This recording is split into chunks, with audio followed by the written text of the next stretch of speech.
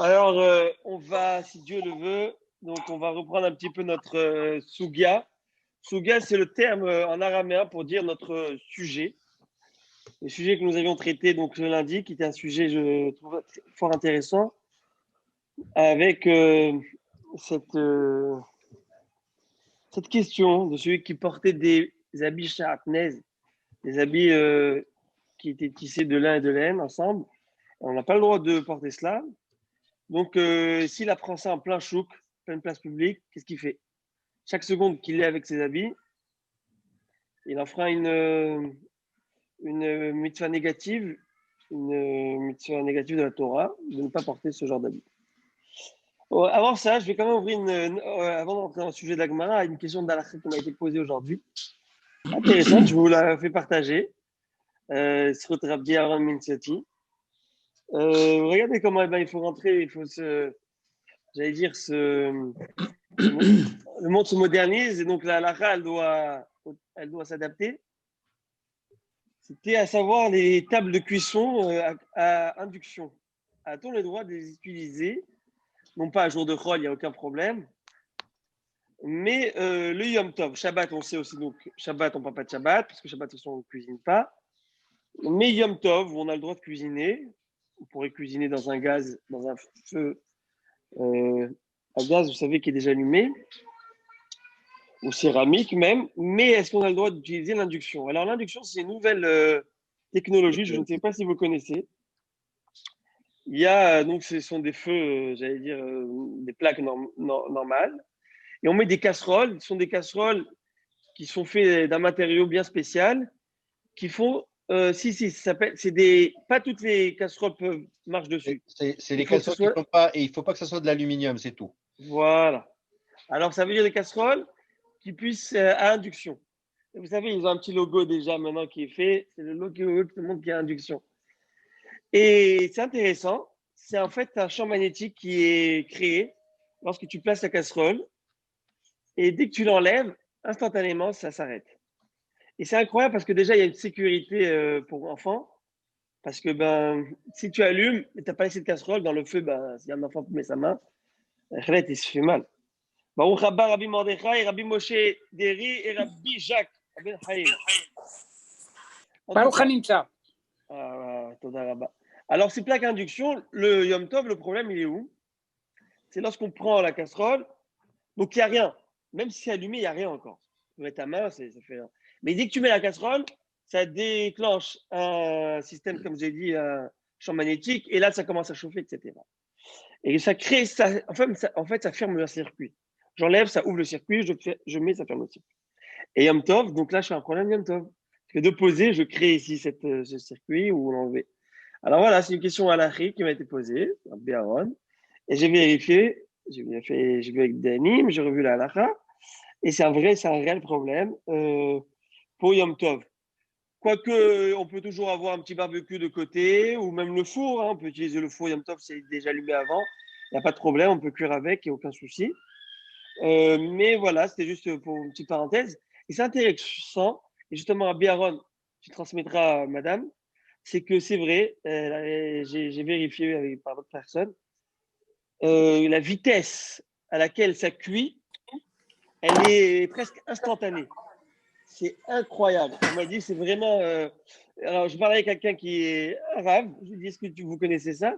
Et il me dit, ma femme me demande, tu veux manger ça? Je lui dis, oui, 2 minutes après, c'est déjà cuit. J'ai rien compris. Alors, je lui dis, non, ça, c'est parce qu'elle a préparé avant. Mais bon, sur ce, on y va. On prend la Gemara Birchoutrem avec votre permission. Nous avions vu cet enseignement de Rav Yehuda au nom de Rav qui nous enseignait Amotzi Kilaim Bevigdo Poshtan Afilu Bashuk. Celui qui trouve donc que ses habits sont porteurs de characnez, de lin et de laine, doit se dévêtir même en place publique. Pourquoi donc? Parce que Maïtama, pour quelle raison? Mais tu vas gêner la personne, tu vas le mettre mal à l'aise. Mais en chorma ven tevuna ven aitzal neged Hashem, un verset qui nous dit, le roi Salomon nous dit, il n'y a pas d'intelligence, il n'y a pas de conseil, il n'y a pas de. Ne va pas chercher très loin devant Akadosh Baruch Hu. Si là tu es en train d'enfreindre la loi du roi des rois des rois, Akadosh Baruch Hu, eh bien, il n'y a pas de stratagème devant lui. Tu te dévêtis et tu te rhabilleras à la maison avec un habit qui est. Ah, je me mets dans une situation qui est peu agréable, certainement, mais il vaut mieux être dans une situation peu agréable momentanément que te mettre en porte-à-faux vis-à-vis de la loi d'Akadosh Baruch. Et sur ça, la Gemara va amener, pas une, mais plusieurs. Elle va essayer de démonter cette thèse. Vous vous souvenez? Elle va dire, mais on voit bien que la personne qui va accompagner ce Cohen, qui va accompagner cet endeuillé et qui va choisir d'aller chez lui, de l'accompagner, il va choisir un chemin qui est impur et pourra passer par ce chemin. Donc, comment ça se fait que tu ne dis pas ce proverbe, ce verset des proverbes, qu'il n'y a pas de chorma devant Hachem? Réponse, on parle dans un cas rabbinique où on n'est pas sûr qu'il y a un mort dans ce terrain. Simplement, on sait que la charrue est passée dedans. Elle a dû disloquer et fragmenter toutes les os de ce mort. Donc, c'est pas sûr qu'il y ait vraiment de l'impureté. C'est simplement nos sages qui ont demandé d'être plus vigilants à ce sujet, mais non pas lorsqu'il y a un endeuillé qu'on veut lui faire ses honneurs. Et donc, on a démonté cette thèse. Puis après, une deuxième fois, on a amené cette notion où Rabbi Elazar et Rabbi Tzadok, si je ne me trompe pas, disaient qu'il courait pour voir les rois hébreux, les Bnei Israël et même les rois goïm pour leur faire le kavod, et ils enjambaient les cercueils, les tombes. Et l'agma de dire donc comment ça se fait qu'ils se permettaient de faire une chose pareille alors que c'est contre la loi. Et selon côté dire, on ne peut pas, même pour donner du kavod à quelqu'un. Réponse, enjamber une tombe, ce n'est que rabbinique. Pourquoi? Parce que normalement, dans chaque tombe, il y a le point, le 10 cm entre le mort et le cercueil. Et à ce moment-là, on va dire la touma peut s'exprimer. Moins que cela, la touma va jusqu'au ciel, on ne peut pas enjamber. Mais normalement, la touma reste dans ce cercueil et elle ne dépasse pas cela. Nos sages ont quand même demandé d'être plus rigoureux et de ne pas le faire habituellement, mais devant un roi, on pourra le faire. Ce n'est que d'ordre rabbinique. Et donc, comme ça que l'Agmara va dire pour l'instant, tu n'as pas de preuve. Mais ce n'est pas fini. Elle n'a pas lâché. Elle va poser encore des questions pour essayer de démonter cette thèse. Et en fin de compte, elle ne va pas réussir. On va le voir dans quelques instants. Bezrat Hashem. On a Oui, quelle ligne, s'il te plaît, Rabbi. Comment? Quelle ligne? Nous sommes d'Afiutet, page 19, folio B. Et où nous serons, on va commencer donc dans les mots de l'Agmara. Tashma, nous sommes environ 2, 4, 6, 8, 10, 12, environ 12 lignes avant la fin de la page. Rabbi, monsieur Zlati, je vous écoute. Je m'excuse, quand vous avez parlé tout à l'heure de mitzvah positive, de mitzvah négative, je vous ai écrit quelque chose, mais il n'est pas parti. Alors je l'ai ici. Je voulais voilà. vous dire. Ça vient de venir, ça vient d'arriver. Oh oui, mais non, parce que je viens de l'envoyer. Il était resté sur mon écran. Pour moi, toutes les mitzvahs sont positives. Par contre, il y a des interdictions. Non? Oui. En fait, tivouille, mitzvah, c'est du mot tivouille, c'est une ordonnance, un ordre. Donc, on a l'habitude de dire tu fais une mitzvah. Donc, on a l'habitude de l'utiliser plus, de l'employer plus dans le côté positif. Allez, tu fais un bon geste, une bonne action. On appelle mitzvah. Mais les mitzvot, comme le Rambam va l'écrire, mitzvah assez ou mitzvah lota assez. Mitzvah assez faire ou lota assez, une mitzvah de ne pas faire, négative. Donc, c'est un ordre de Dieu de faire une action ou de ne pas faire. C'est ce que je pensais. Donc, la mitzvah doit être positive. Maintenant, le fait de ne pas la faire ou d'aller faire autre chose, c'est considéré comme interdiction. Oui, je ne vais pas dire. Ça veut dire que vous voulez dire que lorsqu'on dit mitzvah, dans le mot mitzvah, c'est dit quelque chose de positif. Positif. Non, pas obligatoirement. Non. C'est pour plaire à Dieu, non? Non. Mitzvah, c'est un ordre. Maintenant, pour plaire à Dieu, il y a deux manières. Par exemple, j'ai ici devant moi un homard, je veux le manger, et je veux prendre un plateau de fruits de mer, je ne veux pas le faire. Qu'est-ce que je fais? Je fais plaisir au bon Dieu, comment? En ne faisant pas, en ne consommant pas. Ça, c'est une interdiction, ça déjà. Bravo. En français, on appelle ça une interdiction. Oui. Mais comment on l'appelle en hébreu? Mitzvah lotase. Ordre de ne pas faire. Ok. Ou ordre de faire. Ok, Je désolé. fais filine, je fais non. Désolé de quoi? Non, De qui mais vient je crois qu'à l'intérieur du mot mitzvah, il y a l'insinuation du bon acte. Donc, c'est facile, c'est un petit peu sauté d'aller dire Vas-y. que la mitzvah Vas-y, lotase Mathieu. How est can une you mitzvah. hear this with one ear? Comment? Qu'est-ce que vous dites? Je répète, dans le mot mitzvah, le fondement, c'est la bonne action. Donc, quand vous dites mitzvah lotase, ce n'est pas une bonne action de ne pas faire. C'est un commandement de ne pas faire. Mais la mitzvah, c'est pour bien faire. J'entends, mais Ouais, parce qu'on essaie de traduire littéralement du français à l'hébreu et ça ne marche pas. On sait tous ça. Que le langage hébraïque est complètement différent de notre langage courant français et des insinuations que le négatif et le positif ils ont. Donc ça peut pas Et à être partir du moment où on considère que le mot mitzvah n'est pas une bonne action, mais un ordre, à ce Exactement. moment, il y a des ordres à faire et des ordres à ne pas faire. Tout simplement, il suffit d'être sûr de la traduction. Si on traduit mitzvah par bonne action, alors évidemment, on est dans l'ambiguïté là. Tout à fait. Bravo. C'est pour ça que ça s'appelle mitzvah tracé et mitzvah lotaracé. Le lot, il vient montrer la distinction. Donc, il y a obligation et interdiction. tout à fait. Exactement. Ok. 248 positifs et 365 négatifs. Mais Rabbi Donc, Charles ne pas Meir, par- c'est là. Et donc, pour revenir, ne pas porter du shahadnes, c'est une mitzvah. Exactement. C'est une mitzvah, mais négative. De Négative. Ne pas faire. Oui, C'est-à-dire mais qu'à je tout fais moment une où je mi- ne porte pas, en fait, à tout moment où je ne le porte pas, ou plutôt on va dire comme ça, tout moment où je porte, j'en ferai une mitzvah. Dès que je n'en porte pas, je ne fais pas. Je ne fais aucun mitzvah. Si maintenant, voilà, je suis en train de porter une chemise en coton, est-ce que je suis en train de pratiquer la mitzvah de ne pas porter une mitzvah, de ne pas porter du shatnez? Non. Non. Parce que je n'ai pas de mitzvah de porter du coton. J'ai juste une interdiction de ne pas mettre des. Exactement. Donc, certainement que, encore une fois, dans la balance divine, lorsqu'une personne veut mettre un beau costume, il est parti, il a vu dans la vitrine, je sais pas moi, je sais pas c'est quoi les beaux tissus Zenia ou je ne sais, Zegna ou. Bon, je ne sais pas, je connais pas toutes. Ferragut. Ok, Hazak. Des- Ouais, et on va. parce- Et tout d'un coup, il te dit, c'est un bon, vous avez ici du lin et là, et là, il te met, tu voulais vraiment l'acheter, bah, c'est sûr qu'il y a ici dans cet acte un héroïsme, d'accord? De ne pas d'aller contre la nature humaine. Il y a quoi? Il n'y a aucune logique. Le problème, c'est juste se vêtir. Et tu ne fais pas pour le bon Dieu. Eh bien, certainement que dans la balance divine, ça fait énormément.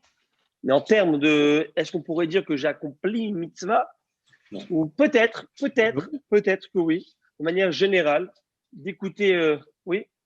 Parce que le but de chaque homme, c'est de faire des mitzvot, de faire des mitzvot. Donc, tout doit être bien fait. On doit faire que des bonnes actions. Et le reste, ce sont des interdictions, des choses qu'on ne doit pas faire. Mais le rôle de l'homme ou de l'humanité, c'est de faire des bonnes actions, faire des mitzvot. C'est ça? C'est pour ça que je partais du principe que la mitzvah, elle est positive. Et le reste, c'est c'est une très bonne manière de voir les choses parce que on avait vu, je vous rappelais, dans un chiot, on avait dit qu'il y avait une grande mahloquette au début entre Beth Shammai et Beth Hillel. Est-ce que, entre Shammai et Hillel, à savoir, est-ce que l'homme, ça valait la peine de créer l'homme ou pas? Et maintenant, alors, les deux, en fin de compte, sont arrivés à un point d'accord en disant que Noach lo l'Adam chez l'onivra. Il aurait fallu pour l'homme, c'était plus, j'allais dire, rentable pour l'homme de ne pas être créé. Pour quelle raison? On avait vu, parce qu'il y a plus de facilité de tomber dans l'interdiction que de faire de bonnes actions. Et 248, on est là pour faire de bonnes choses, pas pour ne pas faire de mauvaises choses, comme vous dites. Bravo. Alors, c'est vrai que lorsqu'on dit mitzvah, alors aujourd'hui, on l'utilise, on l'emploie, on dit fais une mitzvah, allez, viens faire une mitzvah. Donc, c'est vrai que c'est comme ça qu'on l'utilise, d'accord? De manière général, c'est comme ça. Mais comme on l'a dit, Maïmonide, tous les livres, vous avez mitzvot assez ou mitzvot lot assez, 248 comme les 248 Ok, mais membres, maintenant, et les regarde. 365 comme les Maintenant- jours de l'année. Maintenant, tu as une mitzvah qui est assez, ok, qui Oui. est retirer les œufs du nid d'un oiseau, n'est-ce pas? D'accord. Ok, est-ce que c'est une bonne action? Ça peut être vu comme une mauvaise action. Mais ce n'est pas une mitzvah lota assez. Non, c'est une Mais mitzvah assez. Non, Ben c'est oui, une mais mitzvah c'est assez. Mitzvah Mitzvah Mitzvah taquet. assez. Qui Exactement. carré les fanecha kentipor, quand tu verras un kentipor, un nid d'oiseau, et que tu voudras prendre, alors cette mitzvah, elle est spéciale. C'est une mitzvah qui a deux choses en fait. Elle a une mitzvah positive et négative. Tu n'as pas le droit de prendre La mère. les oisillons devant la mer, donc déjà négative. Et si tu voudrais en manger ou les prendre pour toi, d'abord, shalach et shalach taem, alors d'abord on voit la mer. Donc ça, c'est un commandement qui est composé de positif et de négatif. Voyez-vous? Ouais. C'est un commandement qui a les deux dedans. Et Elle est prenons un comptée commandement dans le 265 ou dans le 300 ou dans dans les deux. Dans les deux. C'est-à-dire que quand tu vas dans le 248, tu vas voir, Rambam va te dire renvoie la mer, si tu veux prendre. Et quand tu vas dans les négatives, ne prends pas la mer devant les enfants. Donc ça veut dire que lorsque tu vas faire cette action, en fait, On pas les tu vas enfants faire devant une la mer. positive et de l'autre côté, tu ne vas pas enfreindre l'interdiction. Maintenant, mais l'étymologie du mot mitzvah est quelque chose de profond dedans. Il faut que je me rappelle. Mitzvah, il faut que je retrouve, mais si je ne m'abuse, même tzaddik, Non, Vavé, j'ai Vavé. mis Soresh les tzavot. Bien fait, Méod. Mais le Vavé, Il à y a la fin, c'est le nom d'Hachem. Vavke à la fin et mitzvah, si on le prend avec les autres, comment on appelle l'alphabet à l'envers, on tombe sur Le Yud Atbash. Ke et Vavke, c'est ça? Beautiful, beautiful, monsieur Shalom. Rabbi Shalom, voilà, vous voulez me rappeler. Rabbi Shalom nous dit que même tzaddik, dans le langage Atbash, donc Atbash, ça veut dire, je sais pas, à l'envers, au miroir, au chiasme. Ça veut dire le Aleph, c'est le Tav, le Bet, c'est le Shin, c'est une manière de décoder la Torah. Alors il nous dit que même, c'est quoi la lettre même en face, c'est le Yud, c'est ce que vous Le dites. Yud. Ouais. Alors on va voir l'alphabet 2 secondes. On va juste voir comment c'est fait. Voilà. Alors Yud, c'est même, bravo. Yud. Et le Tzadik, c'est le E. Donc mitzvah, ça fait Yud Ke, et puis après Vavke. Vavke. D'accord? Il y a fait Méod. Nous, on fait notre acte, d'accord, qui puisse, on va dire, dévoiler. Elle est là, sur Terre. Et en faisant cela, on va amener le Shefa, l'abondance divine sur Terre. Il y a fait Méod. Merci beaucoup, Rabbi Shalom. Toda Rabba, je suis reconnaissant pour ce hidouche magnifique. Alors, on y va. On avance. Et maintenant, on va reprendre donc la Gemara dans le côté plus technique. On y va. Tashma, viens entendre. Sma, viens écouter. Comme ça qu'on dit en arabe ou pas?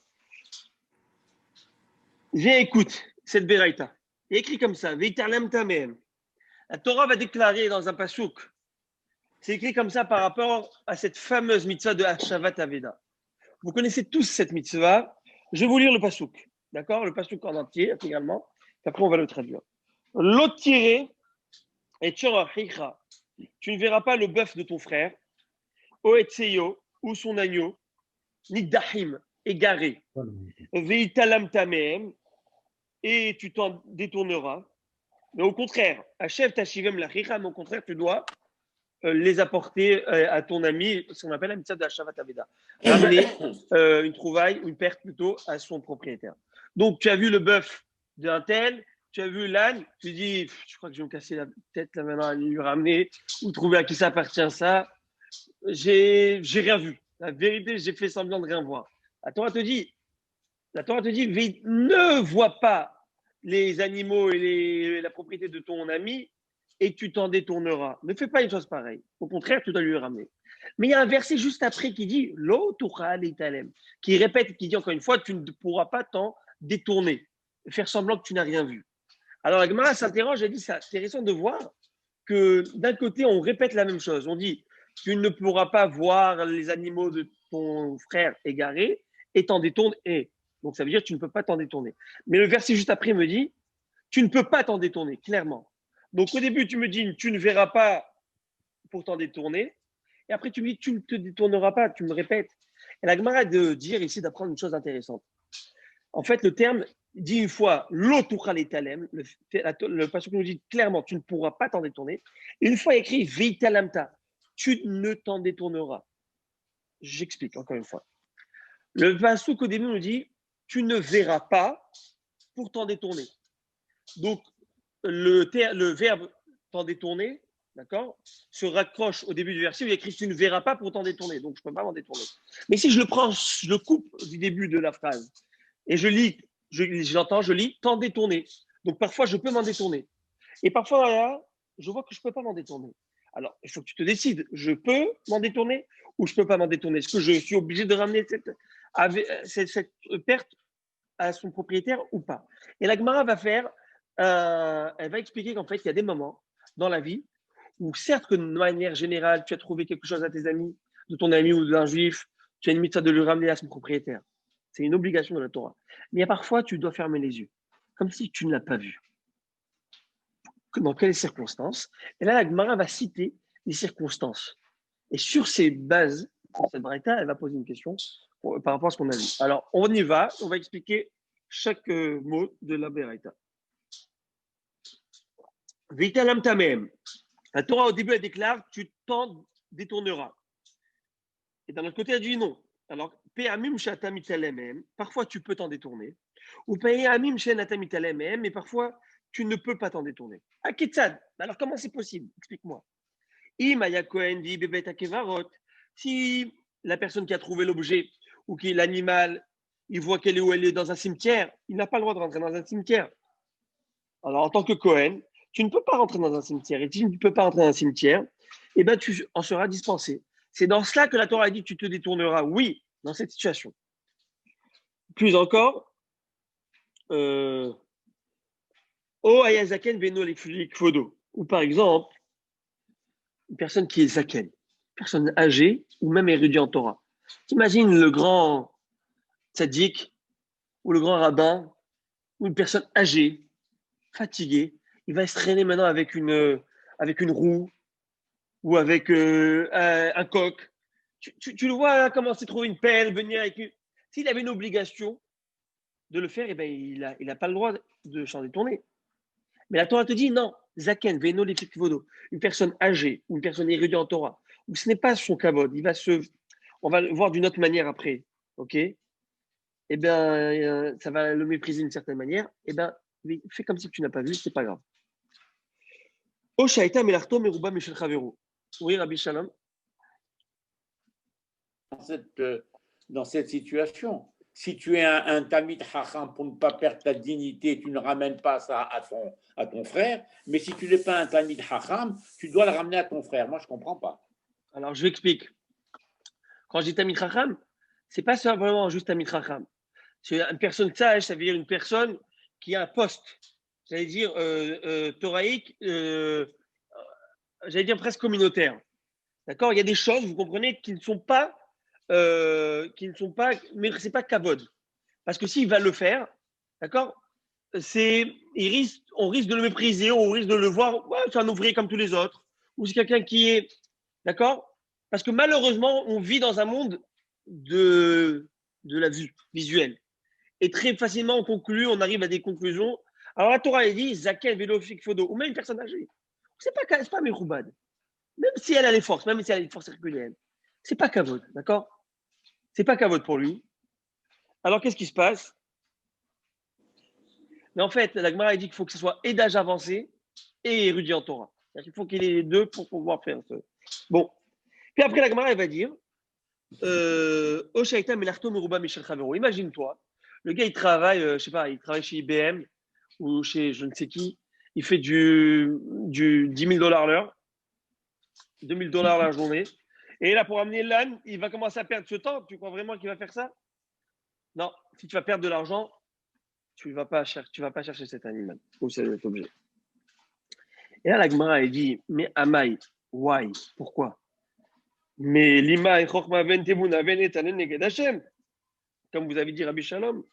Mais tu devrais dire au contraire à ce moment-là, ce fameux adage, ce fameux passou qui dit, il n'y a ni de sagesse, ni d'intelligence, et ni de conseil devant l'honneur d'Hachem. Et si Hachem t'a demandé d'amener cette perte à ton frère, tu dois le faire. Alors d'où ça sort cette notion encore? Je comprends dans le Kohen Bet Akvarot peut-être, mais Zaken Venolifik Vodo, une personne qui est Zaken, qui est sage, ou une personne âgée qui ne sait pas dans son rang de, j'allais dire, de noblesse, de faire une chose pareille, c'est pas. Si c'est vrai ce que tu me dis tout à l'heure, qu'une personne peut se déshabiller pour pas qu'il y ait, pour pas contrevenir à la loi d'Hachem, et ben s'il y a une loi d'amener la trouvaille, tu le fais. Réponse d'Agmara, mais pas du tout. Sha'aneatam, mais là-bas c'est différent. C'est différent. Pourquoi c'est différent? Dire tivit talam tamem, parce que la Torah écrit clairement, il y a des moments que tu vas t'en détourner, et c'est ces moments-là pour préserver la dignité humaine. C'est-à-dire que c'est moi le bon Dieu qui te dit, dans ces circonstances, je te demande de ne pas faire cas. Donc, ça n'a rien à voir. C'est-à-dire que la Torah, clairement, elle le dit ici. Elle le préconise que dans ces situations, t'imagines, toi, porter trois briques de 200 kilos, là, ben, c'est à ton ami, alors vas-y, va le faire. Et le gars, il va commencer, Zaken, les filles. Alors, la Torah te dit, non, il y a des moments où tu ne fais pas cas de cela. C'est moi-même qui te le dis.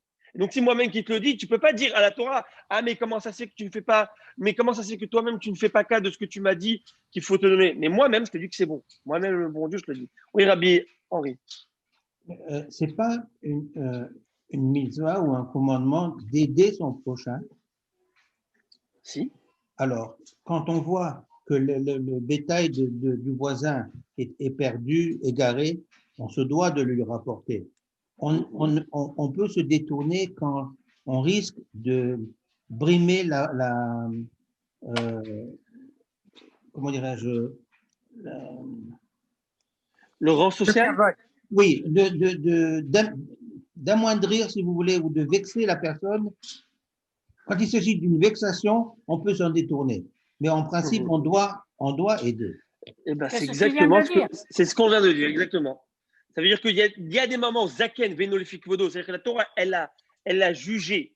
La Torah qui est Hachem, qui connaît la psychologie humaine, elle sait qu'un Zaken, Venolifik Vodo, un sage, une personne qui est sage, et ce n'est pas dans son kavod, une personne âgée, ce n'est pas son kavod de faire une chose pareille, d'accord? De commencer à être le berger de plusieurs animaux ou pas. Et bien, dans ce cas-ci, ce qui va se passer, c'est que la Torah te dit, je te dispense de cette mitzvah. Je te dispense pour pas que tu rentres dans une situation désagréable ou gênante. C'est pour ça. Et là, la Gemara. Je m'excuse. C'est pour ça que quand Aaron a posé la question de l'oiseau et du nid, la moralité, c'est de ne pas montrer à une mère qu'on tue ses enfants. Alors, on laisse l'oiseau partir et après, on peut manger les œufs. C'est une question de moralité. C'est pour protéger sa dignité, pour protéger sa…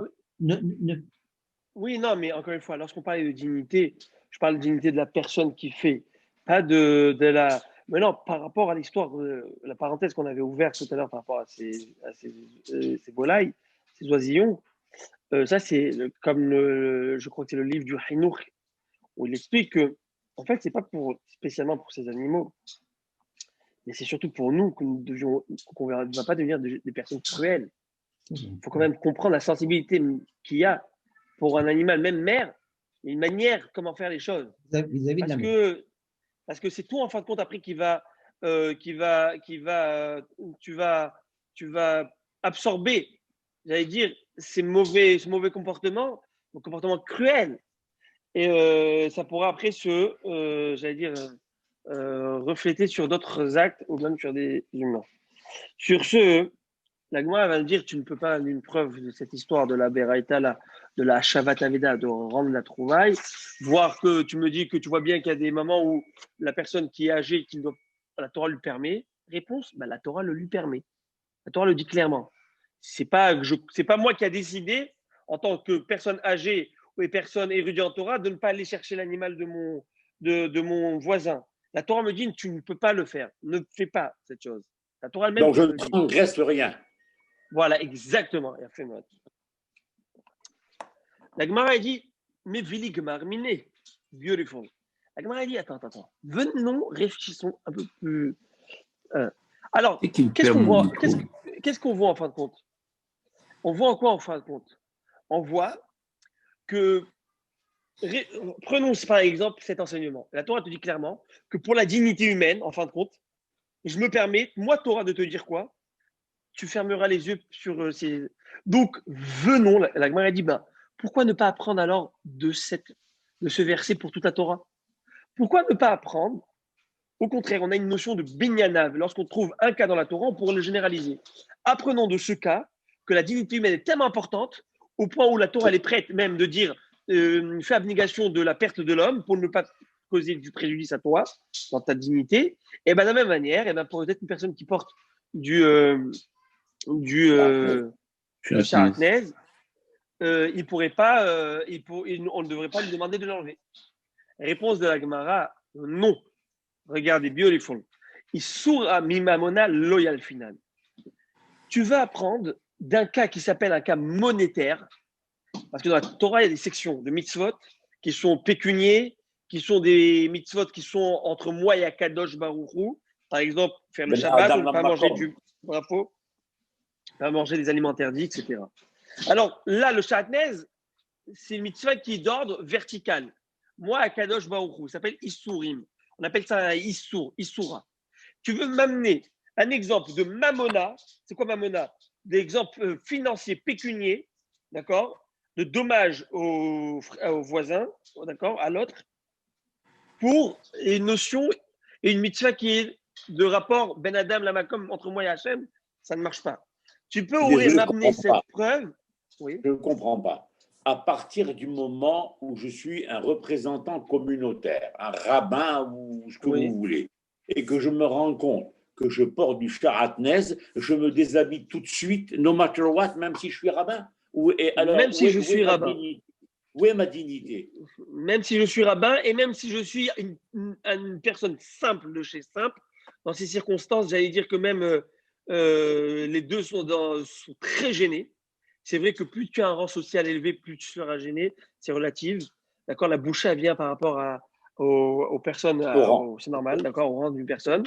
Au point où la Gemara va nous dire, je vous donne juste une petite parenthèse, que si une personne frappe quelqu'un, leur allez-nous, vous savez qu'il doit lui payer dommages et intérêts. S'il lui a fait mal, etc. Mais il doit payer aussi, il y a quelque chose qui s'appelle bochette. Il doit payer la honte, l'humiliation causée. Et l'humiliation causée, la Gemara nous dit, elle est évaluée selon celui qui reçoit la claque, la gifle, et celui qui donne. Parce que si c'est une personne qui n'est pas importante qui t'a donné, non, big deal, c'est un imbécile. Mais si c'est quelqu'un de grand qui t'a donné, alors tu es encore plus gêné. Et même la personne qui est en face, celle qui a reçu, celle qui a reçu, de quel rang en tout cas. On ne va pas rentrer dans tout ça. Mais maintenant, l'idée, elle est comme ça. C'est qu'on voit bien, Rav Yehuda, au nom de son maître Rav, nous a bien dit que oui, devant un Kadosh Baruch Hu, Halul Hashem, d'aller contre la loi de la Torah, tu te déshabilles. Et là, la Torah, la Gemara, elle essaie de tous les moyens de démonter cette thèse, mais elle n'arrive pas. Elle n'arrive pas encore. Elle va essayer encore une dernière fois, et après la Gemara, elle va lever les bras, elle va dire ça a fait, tu as raison, c'est ce que je te dis. On y va. Elle lâche pas l'affaire. Regarde, une histoire intéressante. Tashma. Alors là, ça, c'est vraiment pur Gemara. Tashma, viens écouter encore une nouvelle Beraïta. Ulea Hoto, Matamud Lomar. Alors regardez, je vais vous traduire littéralement. Vous allez me dire qu'est-ce que tu dis là. Heureusement qu'il y a le Rashi. Rashi qui est là pour m'expliquer. C'est les lunettes de la Gemara. Sans ça, j'aurais rien pu comprendre. On y va. Ula Hoto, Matamud Lomar. Lorsque le pasuk nous dit à propos du Nazir, Ula Hoto, il ne peut pas s'impurifier pour sa sœur, qu'est-ce que c'est venu nous apprendre? Alors, je vais expliquer de quoi on parle. Il faut savoir qu'une personne peut reprendre sur lui ce vœu de devenir nazir. Vous savez qu'est-ce que ce vœu? Le nazir, il prend sur lui de ne pas consommer de fruits de la vigne et aussi laisser les cheveux pousser, ça vous le savez, mais de ne pas s'impurifier. Ou les nefesh met loitama, il ne s'impurifiera pour personne. Et c'est incroyable, le nazir, c'est toute personne lambda peut devenir nazir, et il monte au même degré que le Kohen Gadol à ce moment-là. De la même manière que le Kohen Gadol ne peut s'impurifier pour personne, personne, ainsi le nazir ne peut se purifier pour personne. Mais le Passouk nous dit juste après, qui nous est dit que pour personne ne peut s'impurifier, il faut que vous écoutiez ce que le Passouk nous dit. Je vous lis. Ou la vie vous les mots, alors il ne pourra pas. Ou la vie vous les mots, l'achiv ou la choto loitama, la haine, bemotav, qui nézer eloav al rocho. Traduction, il ne peut pas se souiller par la touma, ni pour son père, ni pour sa mère, ni pour son frère, ou pour sa sœur, parce qu'il porte la couronne divine, etc. Bref, de Dieu, etc. Je vous pose une question. Je viens de vous dire au début, il ne peut s'impurifier pour personne. Pourquoi ai-je besoin de me répéter? La Torah se répète, il ne s'impurifiera pas pour son père, pour sa mère, pour son frère, pour sa sœur. Mais tu me dis pour personne, j'ai bien compris, non? Je ne suis pas vrai. D'ici, la Gemara va nous dire, j'ai appris, la Gemara ne le dit pas ici, il le dit dans un autre endroit, mais Rashi nous dit, je vous le dis déjà, que la Torah nous dit, je vous lis le Rashi, la Torah nous dit que pour son père, il est défendu au nazir de s'impurifier. Mais il peut s'impurifier pour un maître mitzvah. C'est quoi un maître mitzvah? Un cadavre laissé, délaissé. Il n'y a personne pour l'enterrer. Il n'y a que lui maintenant qui est là. Imaginez-vous dans une forêt quelque part. Et il voit un mort, et bien tu vas t'impurifier. Même si pour ton père, tu ne peux pas. Oui, pour ton père, tu ne peux pas. Mais pour un maître mitzvah, il y a un maître mitzvah, c'est un mort de mitzvah, c'est-à-dire que personne n'est là, c'est toi le seul qui a cette mitzvah de le faire. Et bien pour la dignité humaine, tu le fais et tu enterres cet homme. Il a le droit à son. Alors pourquoi nous dire pour sa mère? Et je vous avance, moi elle va nous dire, pour nous dire qu'en fait, on parle dans un cas par exemple où le nazir n'est pas simplement nazir, il est Kohen et nazir. Un Kohen qui voulait devenir nazir. Alors il a sur lui deux kedusha, Kohen et nazir. Et j'aurais dit que peut-être dans ce cas-ci, Met Mitzvah, un mort ou un cadavre qui a été délaissé, abandonné, là, il ne pourra pas s'en occuper parce qu'il a deux. Non. Pour ta mère, tu ne t'en occuperas pas, mais même si tu es nazir et Kohen, tu devras t'occuper d'un Met Mitzvah. Ou bien c'est important pour Hachem, la dignité humaine, et d'enterrer cette personne s'il n'y en a personne pour l'enterrer. Alors, où les arrive, pourquoi tu répètes et pour ton frère non plus? C'est pas terminé. Si tu es pas Kohen Gadol et nazir, où tu as la trois dimensions de Kedusha, quand même, tu devrais t'occuper d'un Met Mitzvah. Alors, maintenant, j'ai toutes les dimensions et toutes les possibilités pour me permettre d'enterrer ce Met Mitzvah. Pourquoi me dire ou Léa Hoto et à sa sœur? C'est un mot qui est venu en plus m'enseigner quoi? Je sais déjà qu'un nazir doit enterrer un Met Mitzvah. Je sais déjà qu'un Kohen normal, nazir, il doit enterrer un Mitzvah. Je sais encore qu'un Kohen Gadol et nazir doit enterrer un Met Mitzvah. Pourquoi me dire Léa Hoto? Qu'est-ce que j'apprends de ce verset? Si je l'ai déjà dit que pour personne, il peut s'impurifier. Réponse, il dit non, il y a un autre cas de figure où j'aurais pu croire qu'il ne peut se permettre de s'impurifier pour un Met Mitzvah, et quand même il va le faire. Quel cas de figure? On lit la Gemara ensemble. On parle d'un homme, par exemple, qui était en train de partir égorger son sacrifice de Pessah. Vélamoul et Beno, et aussi circoncire son fils. Deux mitzvot très intéressantes. Vous avez compris, j'imagine, que ces deux mitzvot ont un point commun. C'est les deux seules mitzvot positives de la Torah qui sont condamnables de karet, de retranchement dans l'âme. Ça veut dire qu'une personne qui n'a pas mis les tefillin ou qui n'a pas fait le loulav, est-ce qu'il a une punition de karet, de retranchement de l'âme? Pas du tout. Pas du tout. Il a mis un talit sans mettre des titites, il n'y a pas de retranchement de l'âme. Il a juste enfreint une mitzvah positive. Mais il y a deux mitzvahs positives où la Torah dit son âme sera retranchée. C'est laquelle? Le Korban Pessah, quelqu'un qui volontairement ne fait pas le Korban Pessah, et quelqu'un qui volontairement ne se circoncit pas. Toute sa vie meurt incirconcis, son âme est retranchée. On voit qu'une personne va aller circoncire son fils parce que tant qu'il n'a pas circoncis son fils, ne peut pas manger du Korban Pessah. N'est-ce pas? Le Chalbo, comme c'est écrit que l'incirconcis ne peut pas consommer de ce Korban, parachat cette semaine, parachat Bo, n'est-ce pas? Et alors cet homme, il était tranquillement en train de faire Korban Pessah, il est avec le petit agneau, sur l'agneau le bébé, enfin son petit enfant, il y va pour aller faire Korban Pessah et faire Brit Mila. Et qu'est-ce qui se passe? Il voit devant lui un mort. S'il s'impurifie maintenant, est-ce qu'il pourra faire le Korban Pessah? Et s'il s'occupe maintenant du mort, est-ce qu'il pourra faire le 8e jour de la Mila de son fils? Il ne peut pas. Alors, qu'est-ce qu'il fait? J'aurais pu croire. Alors, la Gemara dit comme ça. On commence. Si le gars il est en train de partir pour faire Korban Pessah et faire la Brit Mila à son fils, il entend qu'un de ses proches est décédé, eh bien, qu'il laisse un de ses proches qui est sur place s'en occuper. Un de ses chemin, un de ses proches ou quelqu'un sur place s'en occuper. Il ne va pas revenir en arrière pour le faire. Par contre,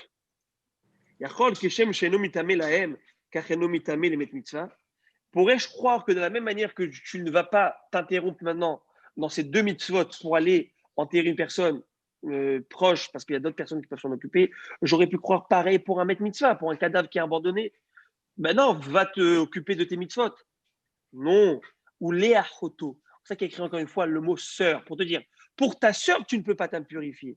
Mais pour qui, oui, tu peux t'impurifier. Même toi, personne qui est en train de faire Pessah, ou qui est en train de faire, comment on appelle ça, la Brit Mila à ton fils, et en t'occupant du met mitzvah, de ce mort qui est abandonné, tu devras faire abnégation de ces 2 mitzvot qui sont condamnables de karet. Oui, la Torah te demande, s'il te plaît, occupe-toi de ce mort, même si tu laisses passer la mitzvah de Pessah et de la Brit Mila de ton fils le 8e jour.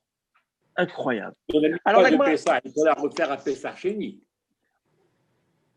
Oui, mais on va dire que, quand même, c'est vrai, mais quand même, on parle dans un cas, par exemple, où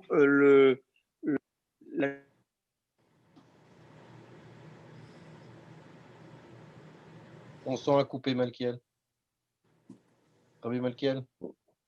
Rabbi Malkiel, on t'entend plus. Rabbi Malkiel, on t'entend pas. Il ne nous voit pas, je crois. Non, perdu.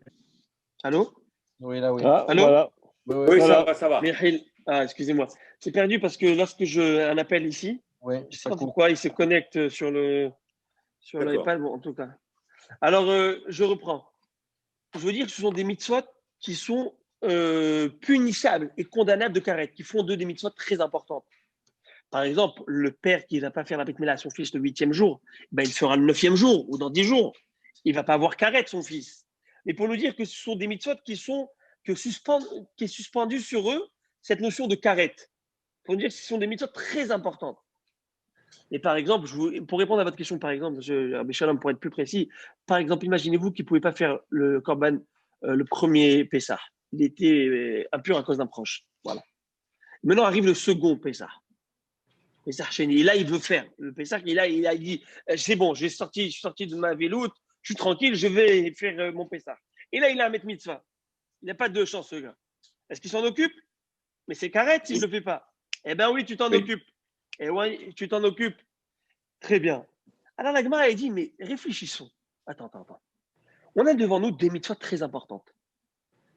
Et on a devant nous la dignité humaine d'enterrer un mort, n'est-ce pas? Qui est kvod abriot. Pourquoi tu ne dirais pas, eh ben, comme toi tu m'as dit, Rav, que devant la loi d'Hachem, il n'y a pas de sagesse à avoir. En 2 mots, tu as 2 mitzvot devant toi, tu fonces devant ces mitzvot, et mets de côté le mettre mitzvah, coupe-toi plus tard de ça. Non.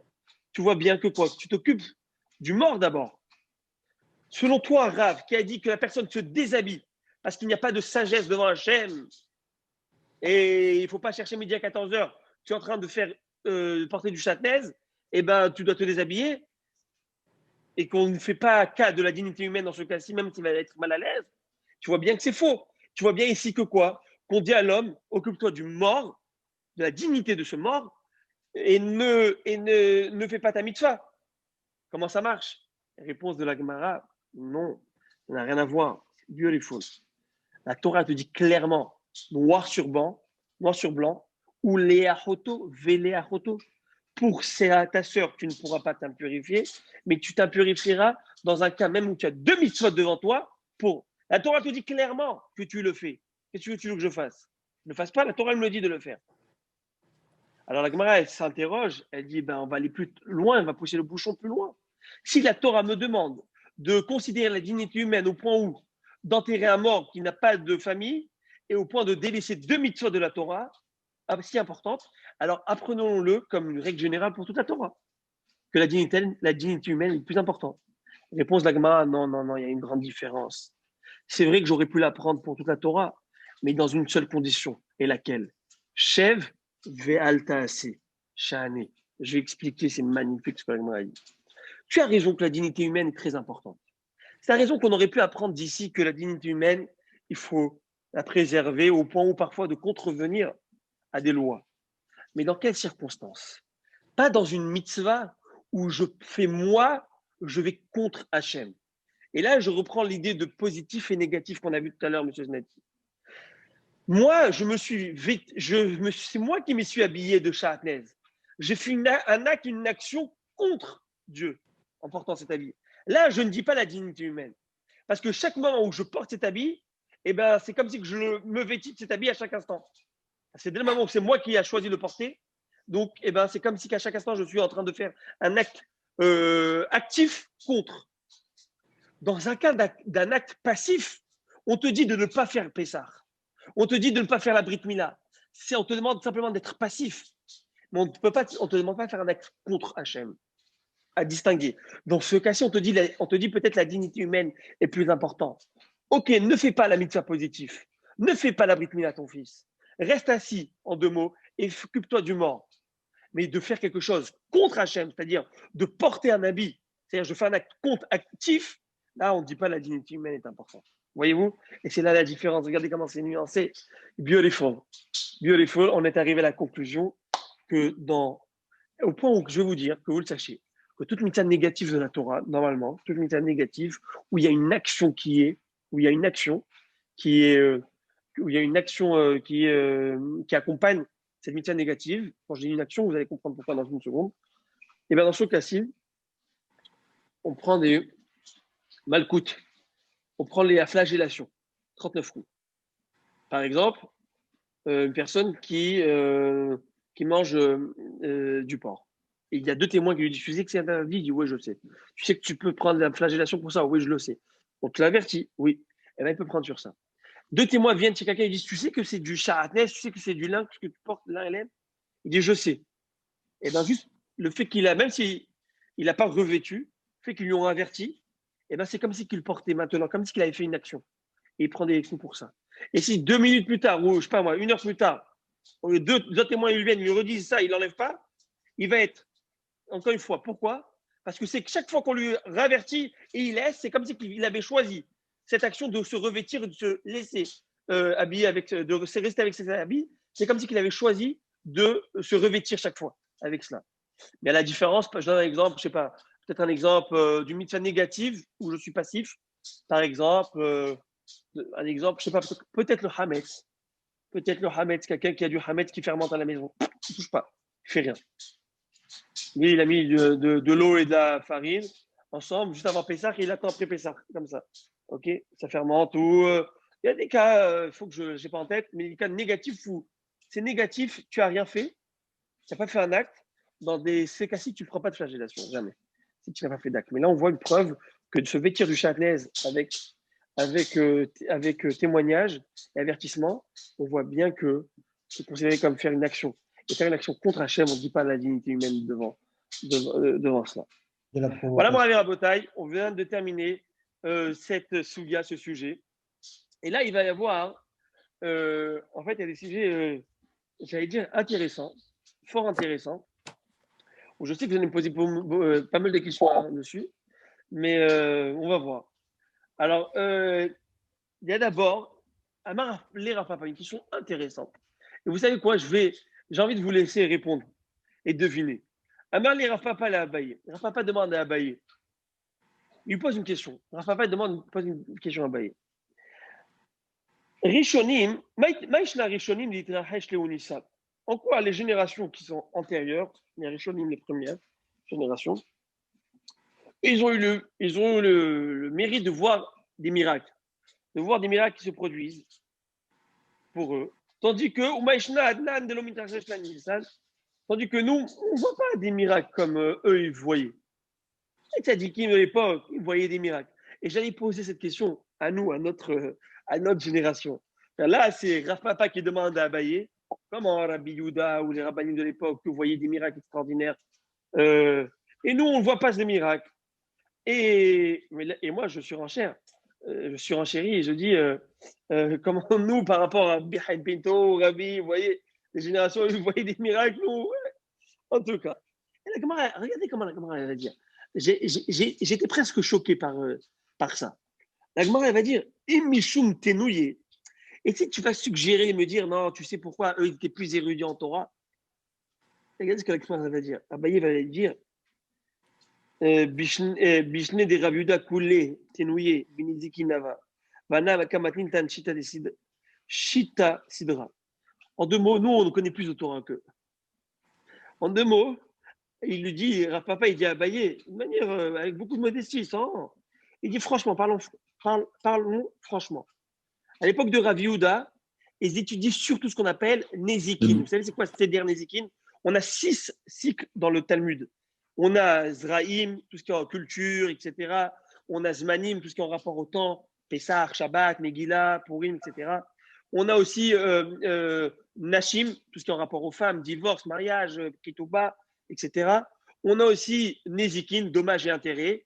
On a Kodashim, tout ce qui est en rapport au sacrifice et actes sacrés. Et Taharot, tout ce qui est pureté et impureté. Bref, on a 6 cycles. Eux, ils disent Rav Papa clairement. À l'époque, ils approfondissaient surtout tout ce qui était dommages et intérêts. Mais le reste, ils ne connaissaient pas comme nous, on connaît. Et il va amener une preuve comment nous, on connaît des choses.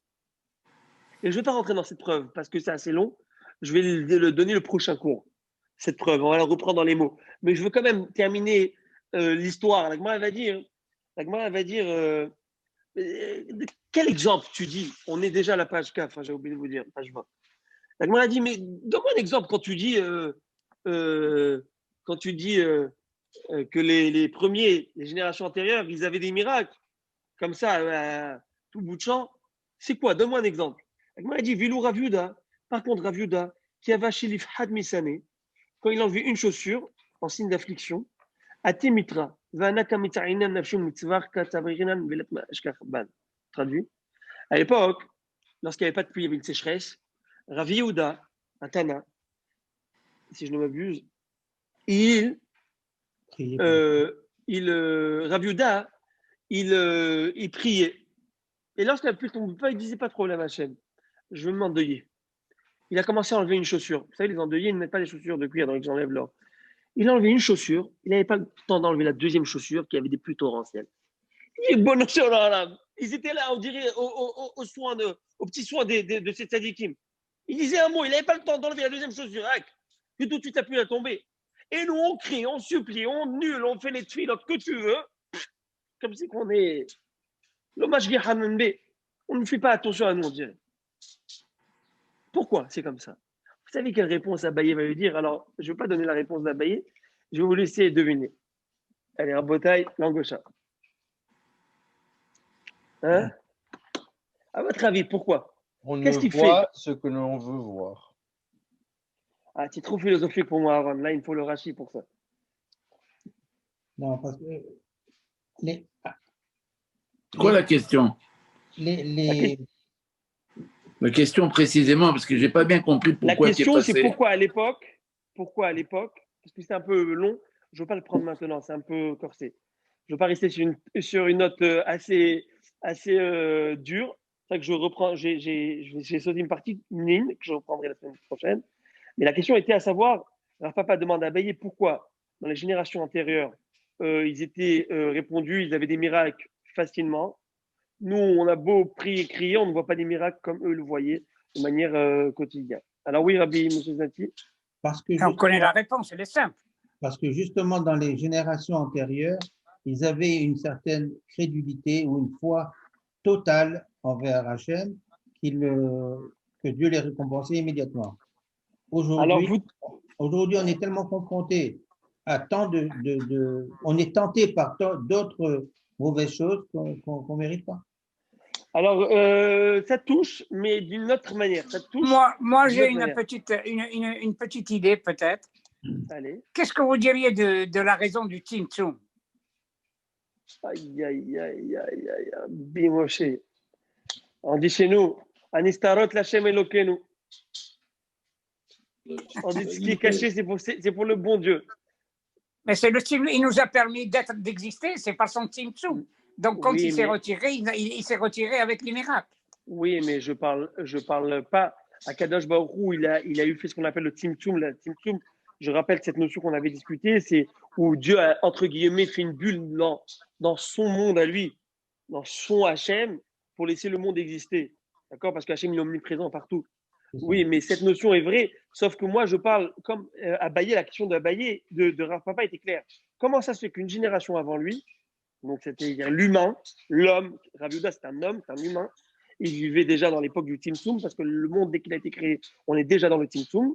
Comment ça se fait qu'ils vivaient et ils expérimentaient des miracles que nous n'avons pas? Bon, alors je vais vous laisser avec ce que la Gemara nous dit. Plus le temps passe, plus les choses se diluent. Alors la Gemara a dit comme ça. La Gemara a dit comme ça. Elle amène une histoire en fait. Elle amène une histoire et cette histoire, elle est fort intéressante. Je vous l'ai dit oralement. Il y a un rave qui s'appelait. Alors, traduction d'abord. Première phrase, réponse. Réponse, c'est différent. Kamai avu kamase nafshayu akdushat Hashem. Les premières générations se sacrifiaient pour sanctifier le nom d'Hachem. Tandis que Anan lomasena nafshin akdushat Hashem. Mais nous, on ne sait pas se sacrifier pour sanctifier le nom d'Hachem. Alors, vous voyez, vous touchez. Mais quand j'ai dit vous touchez, pourquoi je dis pas exactement ça? Parce que regardez l'histoire, il va y avoir une histoire qui corrobore cette notion de se donner pour Hachem. On se croirait, lorsque je dis se donner pour Hachem, ça veut dire se jeter sur un bûcher, c'est tout. Mais non, c'est pas ça. On va voir que vivre de manière, tous les jours, comme vous dites, cette émouna, avec Hachem, au point où même se mettre dans des situations très gênantes pour le kavod d'Hachem. La Gemara raconte là-bas, par exemple, comme Rav Ada bar Rava. Rav Ada bar Rava, il a vu une Goya, une non-juive, mais lui, il ne savait pas que c'était une non-juive. Lui, il croyait que c'était une juive, qui mettait un habit qui s'appelait Karbalta. Karbalta. Alors, 3 explications, c'est quoi Karbalta? Ou Karbalta, Rachid dit un habit de haut rang, ça veut dire qu'il était trop tape à l'œil. Pas que ça, c'était pas pudique. Ou selon le Harour, Karbalta, ça vient du mot carbolette. C'est rouge, pourpre. Le rouge qui attire l'œil, qui n'était pas tignoute. Vous savez comment on dit la crête d'un coq en hébreu? Carbolette. Et c'est rouge. Donc Karbalta, c'est même ce mot. Ou selon le Bet Yosef, non. On apporte cette histoire en rapport à ce qu'on a étudié tout à l'heure. C'était un habit qui était sha'atnez, qui était lin et laine. Et c'est en rapport avec ce qu'on a dit tout à l'heure. Je crois qu'on amène cette histoire. Sinon, ça n'a rien à voir, vous allez me dire.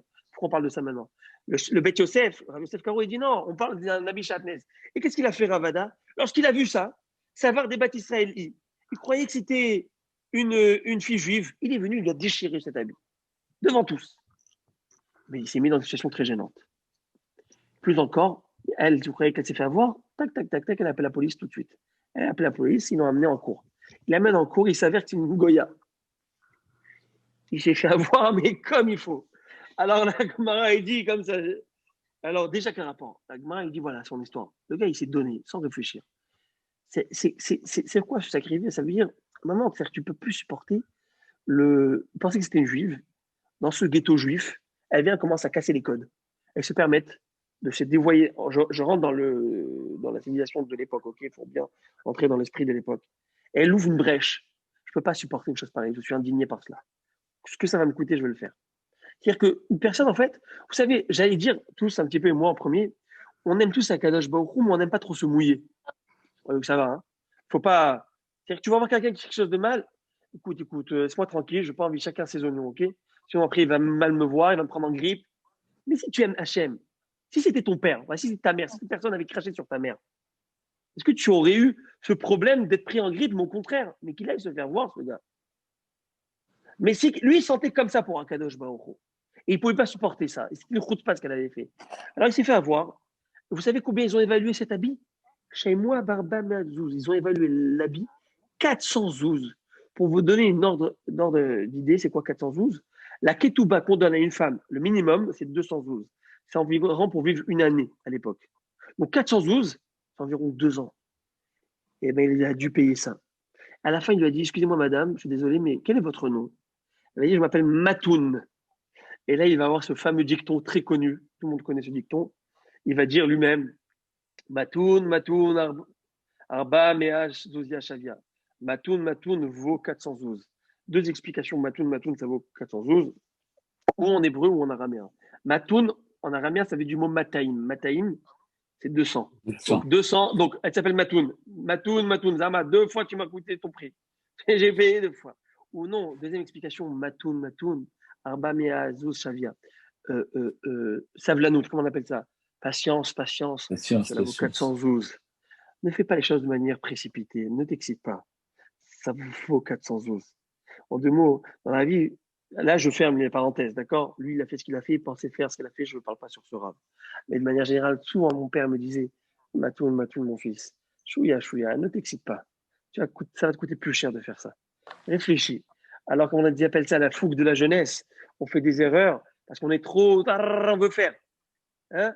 Alors il te dit, Rava, il te dit, ouh, même moi, je me suis fait avoir. Matoun, Matoun, et sois patient, et ça vaudra de ne pas perdre 412. Bon, allez, à Botaï, dans la vie, c'est comme ça. Soyons patients avec tout le monde, avec notre famille, surtout dans le couvre-feu, et surtout pendant la quarantaine. Wow, wow, 24 heures sur 24, 7 jours sur 7. Des fois, tu veux prendre un peu d'air et, Eh bien, si on est matoun, si on tient, eh bien, ça va valoir 412. Mais quelle zouz? La simcha et la joie familiale. Voilà, mon ami Rabotai. It was pleasure for me to learn with you this night. Et je sais on va pas se voir. J'ai le passement de cœur qu'on va pas se voir Shabbat. Je vous ai laissé un petit message dans le Kesher. Si vous avez l'occasion de le voir, un petit Dvar comme ça, un petit clin d'œil. Et voilà, sans faire de la promotion. Kol Tuv.